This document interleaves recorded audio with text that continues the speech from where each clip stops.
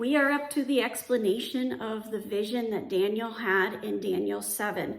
And where we left off was verse 22. And that is where Daniel is saying he's wondering about this horn, this little horn that takes over for a little while.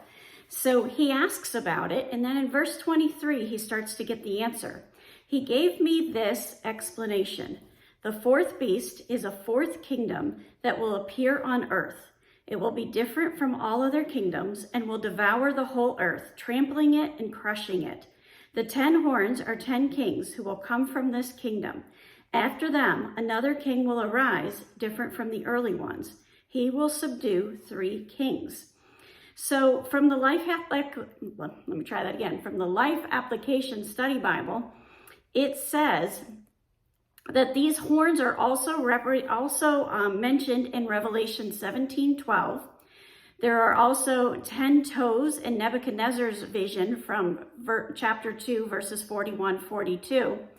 While all do not agree concerning the identity of these kings, we are reminded in Revelation 17:12-14 that these kings will make war against Christ, but as the King of Kings, he will conquer them.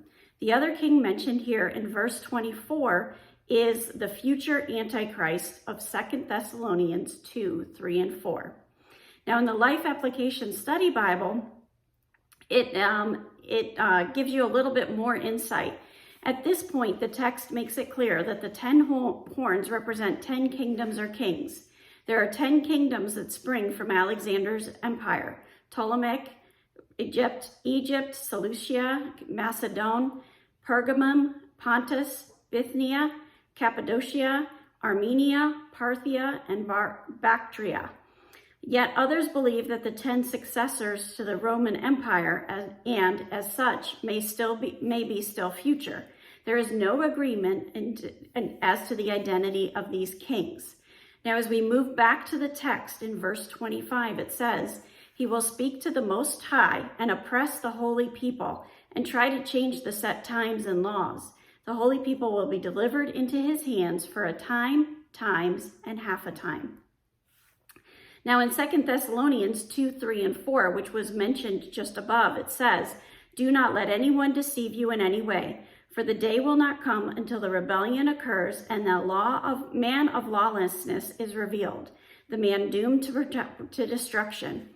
He will oppose and will exalt himself over everything that is called God or is worshipped, so that he sets himself up in God's temple, proclaiming himself to be God." These horns are pointing straight to the Antichrist. Now, this times, and times and a half, according to the Life Application Bible, many scholars believe that it means 1 year, times means 2 years, and half a time means half a year. So when you put it together, it's 3.5 years, which is half of 7 years. That God's people will be under this king's control and persecution. Now, in the Cultural Study Bible, it says, "In Mesopotamian literature, the times and laws are controlled by the cosmic decrees embodied in the Tablet of Destinies. These are held by the assembly of the gods or by the chief god on his behalf. In some stories, they are misappropriated. In the creation epic, Enuma Elish, they are given to Kingu, leader, and the renegade gods who support Timnat.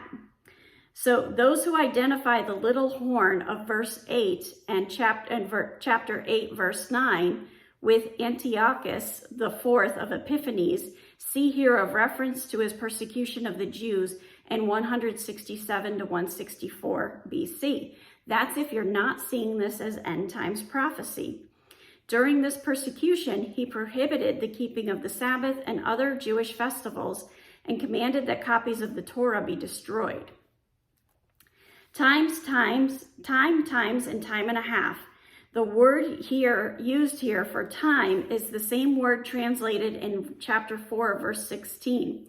The word times is simply a plural and does not suggest 2 times. The Babylonians were very sophisticated mathematicians, and early on the gods had been represented numerically.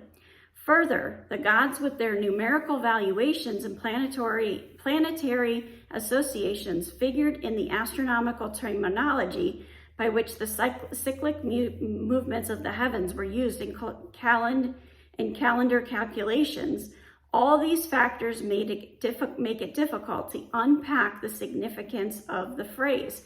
So there were a lot of different ideologies that could have come into that times and a half.